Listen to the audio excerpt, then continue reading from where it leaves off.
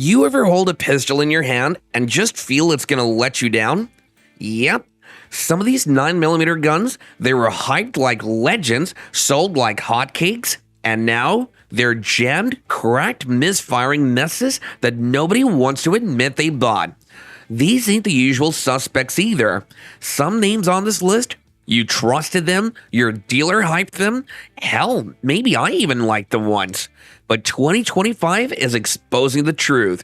Bad metallurgy, bad batches, bad design. One gun literally fell apart mid-range day. Another one, shooters say it's dangerous when hot. And guess what? They're still being sold. So before you waste another damn dime, watch this. Because once you see number 3, you'll think twice before buying anything with a fancy nameplate again.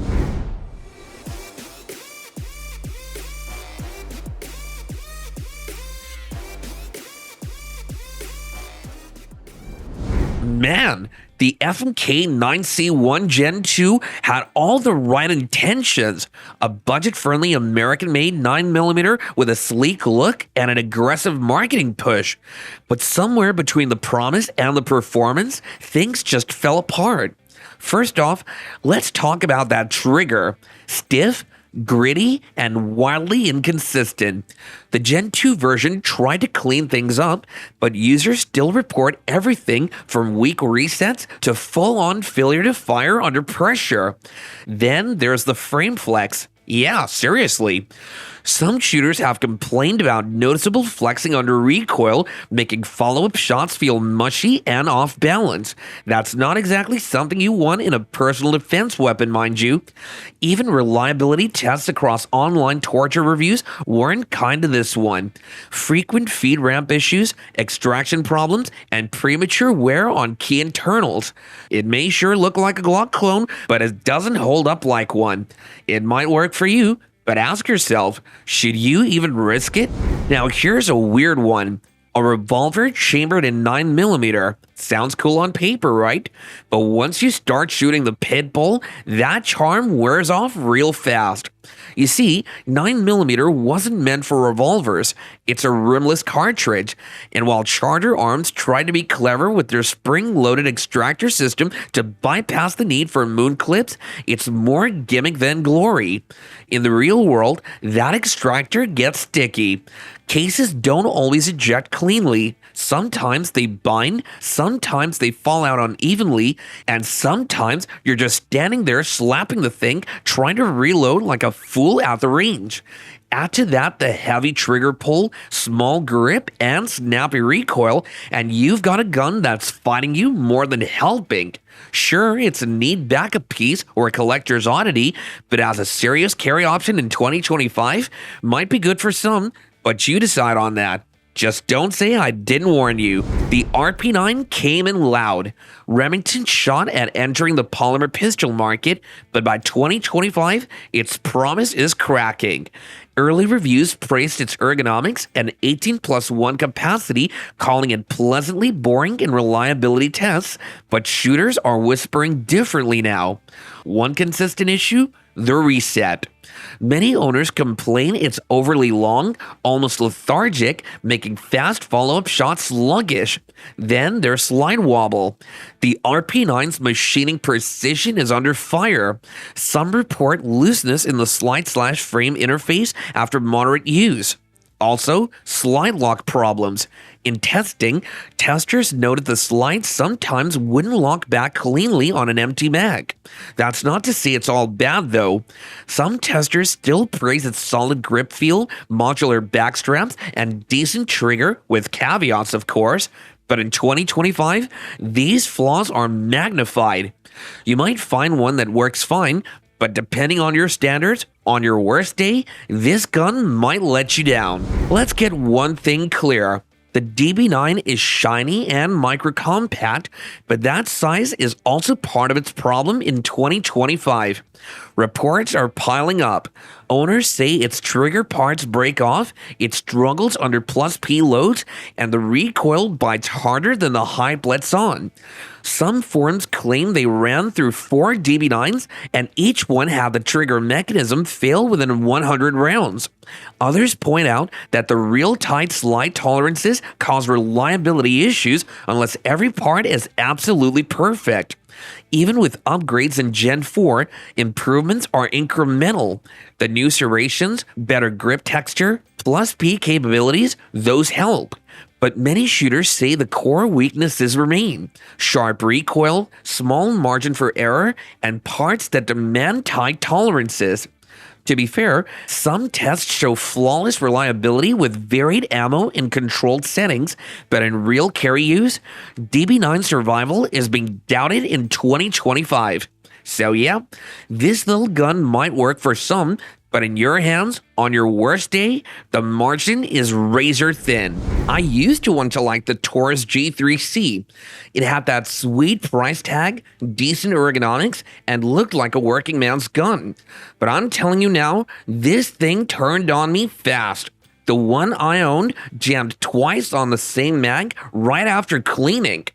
First time, I blamed the ammo. Second time, I blamed myself. Third time, I blamed the gun, and I never looked back. The trigger's mushy, the slide doesn't return clean under rapid fire, and the recoil impulse feels just off. Not dangerous, but unpredictable. It's like the timing's slightly wrong, like it's always trying to catch up with itself.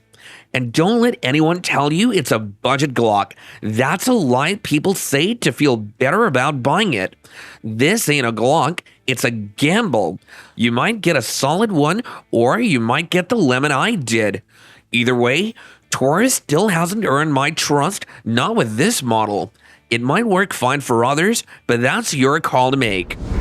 The Remington R51 has always been criticized for being unreliable and uncomfortable to shoot and operate.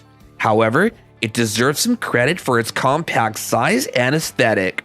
While I'd say that for a couple of $100, the handgun is totally worth it, even though there are more current and viable options available on the concealed carry market.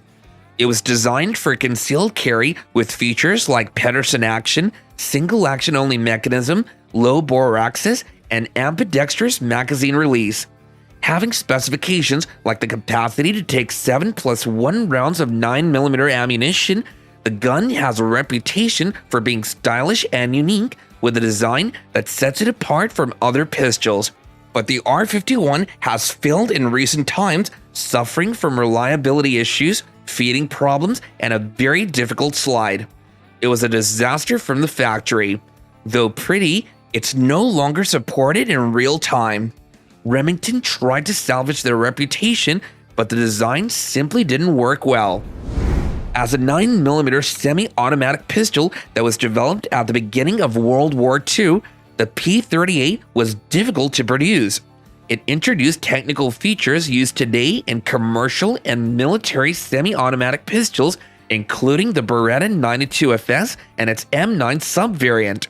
The Walther P38 was an iconic 9mm pistol that's now become outdated and overshadowed by pistols with a more innovative design and practical features. It's known for its historical use, but it's just not cut out for the modern world. Sure enough, the gun didn't fail because it was poorly built, but it's been outpaced by nearly a century of firearm evolution. Its design simply can't compete with modern pistols in any category, and that makes it one of the most outdated pistols today. Taurus designed the PT-11 Millennium to contend in the civilian concealed carry firearms market and to be sold as a backup weapon for law enforcement officers. This pistol sports innovative safety features, including a positive firing pin block, but the safety features were found to fail under some circumstances, leading to a recall. This pistol carries specifications like the caliber being a 9mm or 40 S&W, having a 3.25-inch barrel length and an overall length about 6.06 inches that's lightweight. The gun's kinda known for reliability and accuracy, which makes it suitable for carry, but it's now struggling to stay relevant. It's failing because its polymer quality was never top tier to begin with. It's actually fine until you put it through real-world carry conditions. Simply put, it's good for the price, but not good enough in 2025. The Celtic P11 used an aluminum and receiver inside a polymer grip housing held on with polymer pins. The slide, barrel, and the magazine are steel. It has accessories such as trigger shoes, finger rests, best clips, steel guide rods to replace the factory-installed polymer guide rod, night sights, and others. It weighs about 14 ounces and is designed for concealed carry for the public and law enforcement officers. It also has high capacity, but despite all of this, the Celtic P11 is failing now. This was a gun that once had a place on the market, but today it's completely outclassed.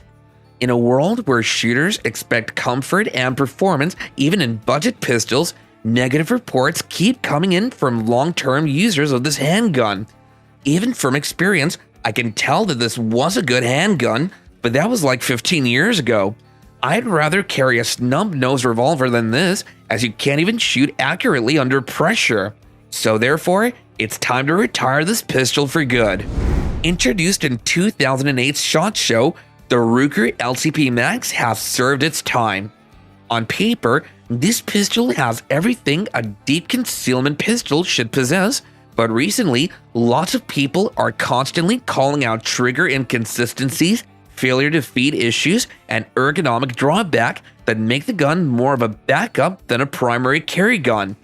One reason it's failing because it's trying to pack a lot of performance into a small package, which turns out more catastrophic than relevant. Despite its reliability, the pistol is starting to show limitations.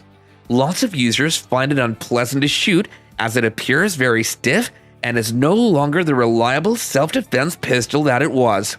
It's good for pocket carry and low-profile situations. While it may be great in size, you might lose balance trying to shoot it. The Ruger LCP Max is indeed lagging behind, and people are beginning to realize that. In 2020, the Hellcat was named Handgun of the Year by American Rifleman magazine, and it was only in the color black as of when the introduction took place. The features encompass a compact design, high capacity, adaptive grip texture, optics, and loaded chamber indicator. When it first hit the market, the Springfield Armory Hellcat Pro made waves, especially when it was launched, boasting its high capacity, solid frame, and positioning itself as the Glock 43X killer. However, recent times have unfolded and its flaws in design and durability are being exposed. Despite the hype and praises, many users report harsh recoil, trigger slap, and long-term reliability issues. Although it's quite comfortable to hold and has beautiful looks, functionality is top priority, and it seems poor on this pistol when placed side by side with recent models. While it remains compact and concealable, comfort during shooting and long-term reliability are questionable. With the kind of competition being faced in the market today, the Hellcat's flaws are no longer excusable. A single-action, recoil-operated semi-automatic pistol chambered primarily for the .45 ACP caliber, the basic principle of the Colt 1911 is recoil operation. There's no doubt that the Colt 1911 has a place in history, but does that still apply today? Though a legendary firearm, its low magazine capacity, typical 7 to 8 rounds, and weight around 34 to 39 ounces for the officer model and 39.5 ounces for the government model render it obsolete. A timeless icon that served in 2 world wars, survived over a century of service, and remains a symbol of American craftsmanship, the gun should do better. In 2025, this pistol is failing with outdated features like its ergonomics, having limited capacity, frequent reliability issues, and accessories showing their age. It's no longer fit for an average user, especially in defensive and tactical roles.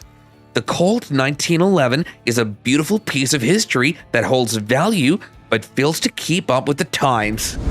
The Gen 1 introduced the world to striker-fired polymer pistols and rewrote the rules, but in recent times, it's become a relic of the past. For example, the lack of accessory rail and minimal ergonomics no longer hold up to today's standards for comfort, control, and customization.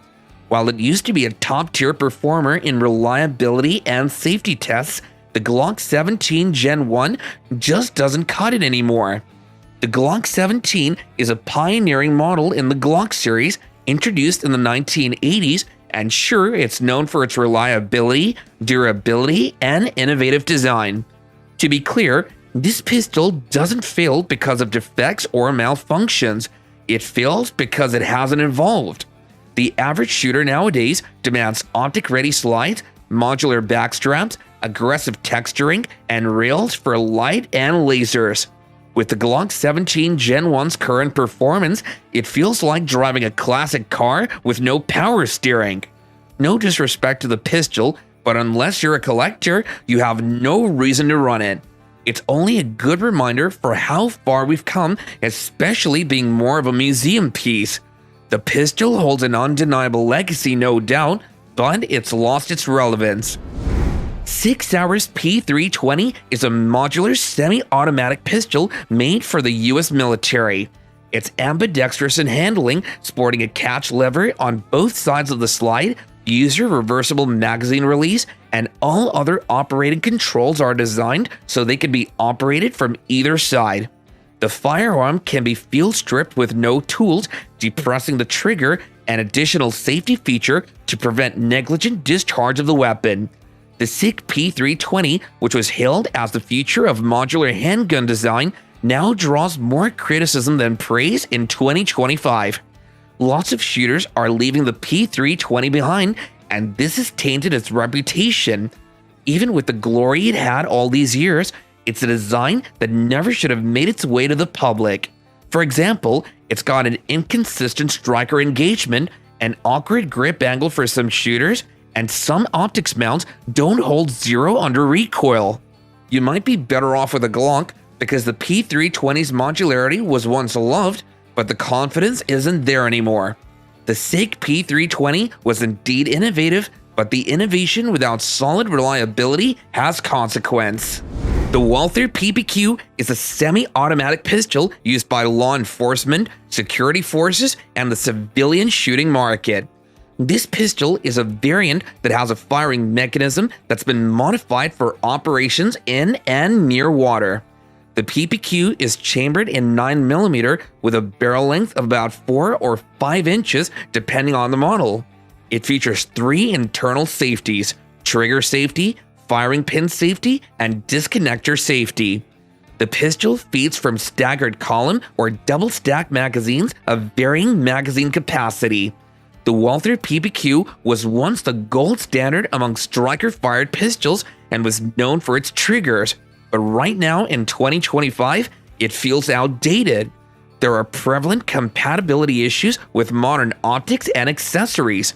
It's quite an accurate pistol, but in this era where pistols are modular, optics ready, and aggressively upgrading year after year, it's stuck in 2017. Walther's newer PDP line has completely taken over it, and so many people are jumping to this updated pistol due to its too good trigger. The PPQ is now seen as close to failure, especially now that competitors are innovating faster and smarter. If you already own one of these, don't feel bad. You weren't dumb, you just didn't see what's under the hood until now. And that's why we make these videos. Not to hate, but to expose the pistols that fail us when it matters most. Now listen close. If you've made it to the end, I've got something coming that'll flip this whole list upside down. We're not just exposing the worst next time, we're showing the guns that refuse to die even when everything else fails us. So hit that bell or don't, but if you're still carrying one of these, you might want to check that double chamber before trusting it again.